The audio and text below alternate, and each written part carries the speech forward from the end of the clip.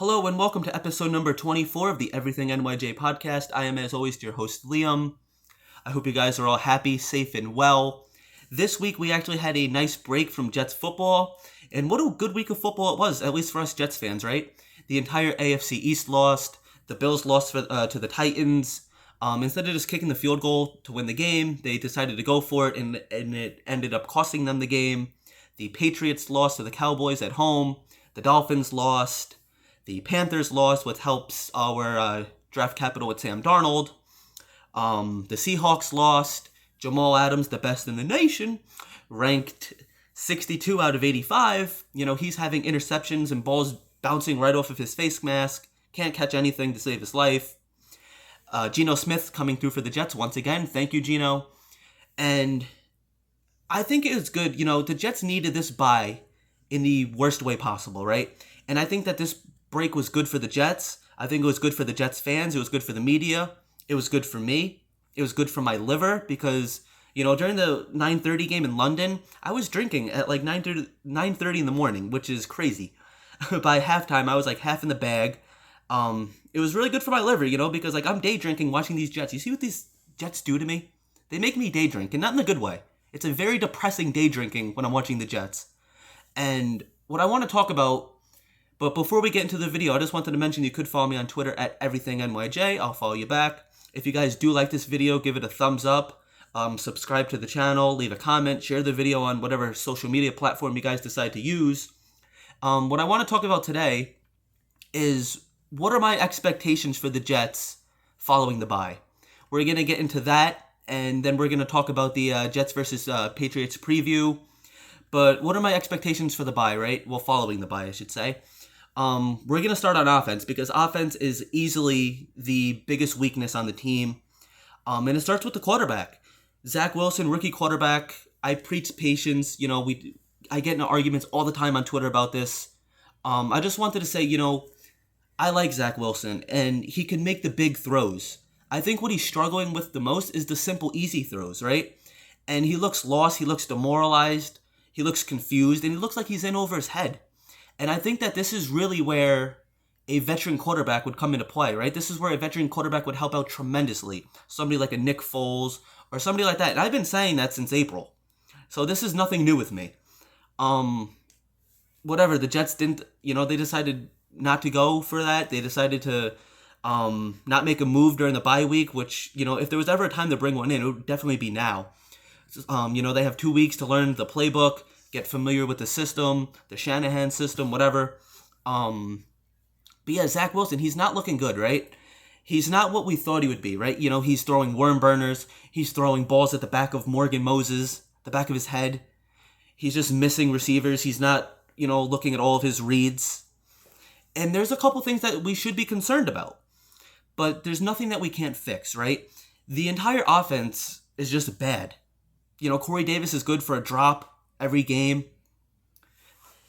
Robert Saleh said that he wants to get Elijah Moore more involved, which I think is great. But what does that mean for somebody like Jamison Crowder? Are they starting to phase somebody like Jamison Crowder out? Are they getting ready to trade him before the trade deadline? And if you do decide to trade him, what do you want to trade him for? What is the compensation? Personally, if it was me, I don't think I would trade him just because he's a veteran on the offense side of the ball. And I understand there's a couple, you know, Corey Davis, I guess, could be considered a veteran. Keelan Cole's been around for a couple years. But Jamison Crowder is a very reliable wide receiver. And we saw that once he came back, I can't remember which game it was. I think it was the Titans game. Don't quote me on that. I'm not exactly sure. It could have been the Denver game. I don't remember off the top of my head. But he came back and he made an immediate impact. And guys like Zach Wilson really need guys like Jamison Crowder on the team. At least for now. If you want to trade him at the end of the season, go ahead when Zach Wilson has a little bit more experience. But I just think that a veteran wide receiver like Jamison Crowder is good for somebody like Zach Wilson, a rookie quarterback. But if you were going to trade him, what would you want to trade him for? I think that the Jets could get like a third-round pick for him. But knowing Joe Douglas, you know, he's going to pull out something spectacular and get like a second. I'm not counting on that. But if I were to trade Jamison Crowder, I think that's what it would definitely be for, you know. But they got to find a way. You know, we can't be starting the game going 3 and out. We got to be able to score points in the first quarter, the first half. We can't be going into halftime down 20-3 and expect to win the game. It's just not going to happen. Robert Saleh says Zach Wilson needs to be playing boring football. I think he looks more comfortable, up-tempo, when it's just, a wing and a prayer. That's when Zach Wilson looks his most comfortable. Playing boring football, I think that's kind of in his head, and he doesn't want to do anything stupid, and that might be holding him back. Now, as a quarterback, yes, you need to be playing smart football. You need to understand what you're going to be doing before it happens. But, as the play is breaking down, what is your plan? But that doesn't necessarily mean that you need to be playing boring football. The running back position, I think the running backs have been pretty damn good. I'm excited about Michael Carter. Ty Johnson, he's not as good as he was last year. I would like to find a way to get LaMichael Pirine a little more involved. I mean, it's only his second year. You drafted him. You should find something for him. Maybe you start to phase out somebody like Tevin Coleman. Maybe even trade Tevin Coleman to a team. I don't know. Maybe we get a 5th or a 6th round draft pick for Tevin Coleman. Nothing crazy. And I like Tevin Coleman too, but I just think that, you want to go with the young guys at the position because you want all of these guys to grow together. You want this to be one solid nucleus for the next 5-10 years. Like I said, I think the running back position is better than a lot of people thought it was going to be. Michael Carter is really starting to come into his own, and I think that he really earned being running back 1, RB1. The tight end position, we don't know what it is. Tyler Kroft is apparently out with a serious injury. I don't think that he's going to be playing Sunday. But during the preseason, the Jets found a way to get Tyler Kroft the ball quite often. I think he had like 2 or 3 touchdowns. Why aren't they doing that during the regular season? Why aren't they getting Ryan Griffin involved? I understand Ryan Griffin sucks. He does. He sucks. Don't tell me he's not. Don't tell me he doesn't. I mean, he's, I guess, better than Herndon, but he's not much better. I would like to try to find a way to get these guys involved. And another person, the number one person that needs to get involved, Denzel Mims. Why? We still don't know what it is. Why is Denzel Mims not getting involved? I dedicated a whole episode of a podcast talking about Denzel Mims. When he's out there, he makes plays. There's no excuse that the Jets shouldn't be using him. He needs to learn all 3 positions? I don't think so. Find one position that he does really well and let him build off of that. We've talked about this. I'm not going to go down this road again because, like I said, I dedicated a whole edition to a podcast talking about Denzel Mims, possible reasons why they're not using him, and what he can do to be, getting featured more. But when he's out there, like I said, guys, he's making plays. 1 catch, 40 yards. 2 catch, 73 yards. The guy can play. And, that's important for Zach Wilson because, Denzel Mims is only in his 2nd year as well. Apparently, teams have been calling about Denzel Mims, and Joe Douglas is, declining the calls. He's not trading or not giving up Denzel Mims. If you're not going to play him and you're not going to trade him, what is his purpose? He's just another jersey. He's just another guy, another Jag. Just another guy. That's all he is. And the guy has talent. It's not like he's going out there and he's dropping passes and he's not completing his reads. Whatever it is, the guy can play. He's going out there, he's running his routes, he's finding ways to get open, he can make those tall, big contested catches. The Jets have got to find a way to get him more involved. Whatever they have against him, put it to the side, because he's proven every time he's out there, he makes the most of every opportunity that he has. And I like the direction of the Jets. I like the direction of the offense with all the young players. It just all needs to start coming together with these guys. The offensive line, that is probably the biggest concern on the team. Greg Van Roten and Connor McGovern, they're liabilities. They're going to get Zach Wilson killed. They can't even block. One guy's running to the left and McGovern's looking to the right, just standing there. Other plays, he's getting dragged 7 yards, against that Denver game. It's horrible. It's horrible. Horrible, horrible football. And I think that these are positions that need to be addressed in the draft, Bring in 2 new guys. AVT, I think he's been playing pretty damn well. I'm excited to get him back playing with Mekhi Becton whenever Mekhi Becton comes back a couple more weeks because they were calling each other the Smash Bros. That was their little name for each other. Morgan Moses, he's been playing well, filling in actually for Mekhi Becton. George Fant's been playing pretty well. And I think once you get rid of GVR and McGovern, I think the team is going to be a lot better. I wanted to draft Creed Humphreys last year for center. Whatever, it didn't happen. Not the end of the world. There's going to be another center coming up. We just got to hope that he can play. Getting onto the defensive side of the ball, the cornerback position has been a pleasant surprise. Bryce Hall's starting to turn some heads. Fun fact about Bryce Hall, he's one of only 4 cornerbacks to not allow a catch in the red zone this season. That's pretty impressive. Going into this season, in the preseason, we thought that the cornerback position was a hole of the team. We thought it was a weakness. But him, Guidry, Michael Carter II, even Eccles before his injury, these are guys that are all playing pretty well. And they're building blocks for the future. They're exciting to watch. These are guys that are hopefully going to be here for the next 5-10 years. Same thing with, the offensive line. They're a young defensive line. And I understand that we just paid John Franklin Myers, and there's talks about Foley Fatukasi getting paid. Personally, I wouldn't pay Foley until the ending of the season. And listen, I'm all for guys getting paid. I'm happy for John Franklin Myers. I like John Franklin Myers a lot. And I'm glad that, he's a building block. He's going to be an anchor of that defensive line. He's going to be here for the next couple of years. I'm fine with that. I like that. Foley Fatukasi, I like him too. But, you want to evaluate these guys. I guess Joe Douglas saw enough in JFM to pay him right then and there. I thought it was weird, a little, the timing was a little off, only 4 weeks in. I thought that was kind of, I personally wouldn't have done it. But I would have waited until the, like I said, I'm happy that I eventually would have paid him. I'm happy that he got his money. But Foley Fatukasi, I think I'm just going to wait until the end of the season. See what he is. Because, now that JFM is making, big guy money, he's going to have to play like a stud every week. No more of this on 1 week, off a week. You better hope that he's getting a sack every game. He's causing pressures. He's forcing fumbles. He's stopping the run game. And that's what you want to see from the entire defensive line. You want to see double-digit sacks from these guys. Quinnen Williams, he's really coming into his own. I'm excited to see what he can do for the rest of the season. JFN, like I said. Shaq Lawson, he's not Carl Lawson. He's the knockoff brand. Wrong Lawson, but he is. Whatever.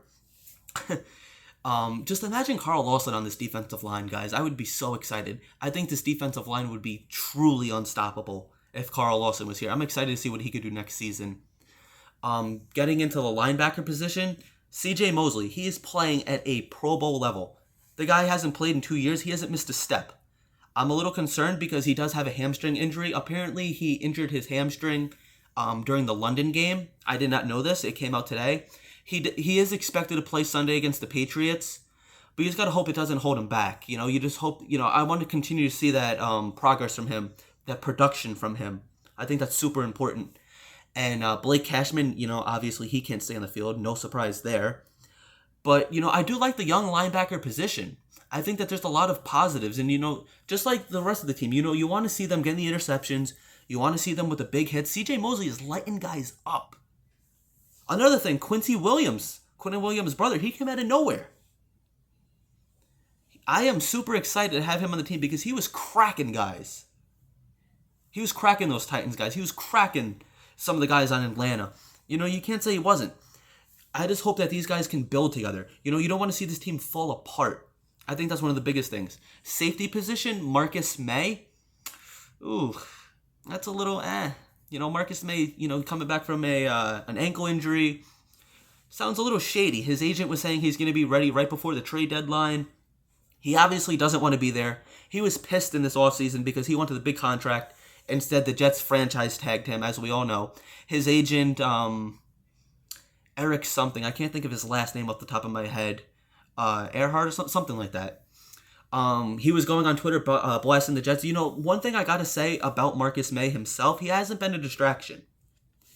But with the DWI, you got to consider, are we going to trade him at the trade deadline? And if so, what are you going to get him for? What is his compensation? Apparently teams like the Rams and the Buccaneers, they were interested in him. Personally, before all of his nonsense with the DWI and everything, I thought that we could have gotten a third round for him. Now I'm kind of leaning towards maybe a fourth. But who knows? Maybe we could get a third round for him. Like I was saying, Joe Douglas, he works magic. Look at the trade with the Seahawks with Jamal Adams. I don't think the Seahawks are ever going to trade with us again. The Seahawks, we fleeced them. The Seahawks are pissed. Now they got to pay the guy. Sucks for them. Not our problem. Good. Get that diva out of here. Marcus May, I like him a lot, and I understand the whole Jet for Life thing. And it would be nice to, have Marcus May, our guy, retires in New York Jet. He's 29 years old. That's the thing. What do you want to pay a 29-year-old safety who's going to be getting suspended for probably 4 games, if I had to guess? Do you really want to pay that guy? And testing the market, I don't think he's going to get much more than what we tagged him for, $10 million. I don't think he's going to get much more than that in the open market. Let him go ahead and test it. Let him walk. I'm kind of excited for Ashton Davis. Obviously, he didn't do much. This is his second year. You're interested to see, excuse me, I wish I could talk, slow down a little bit. I'm interested to see how he's going to step up. Obviously, he had a couple flashes last year, but he didn't really show us a whole lot, and then he was injured. I understand that. I'm completely fine if the Jets trade Marcus May and then we start starting Ashton Davis. I would have liked a little more experience back there. It sucks that LaMarcus Joyner's injured. He's on injured reserve. I don't think he's going to be back this season.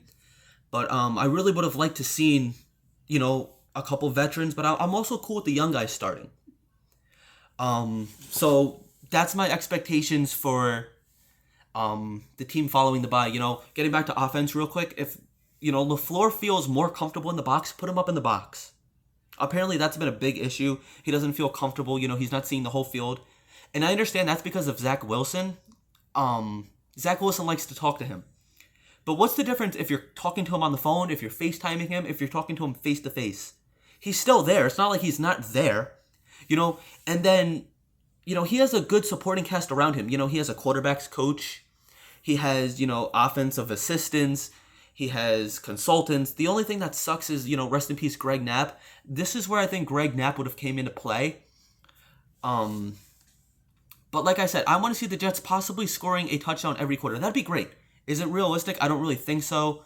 But let's just start with, baby steps. Let's start getting first downs. Let's start scoring a couple touchdowns. Let's start scoring field goals in the first quarter, in the first half, and build off of that.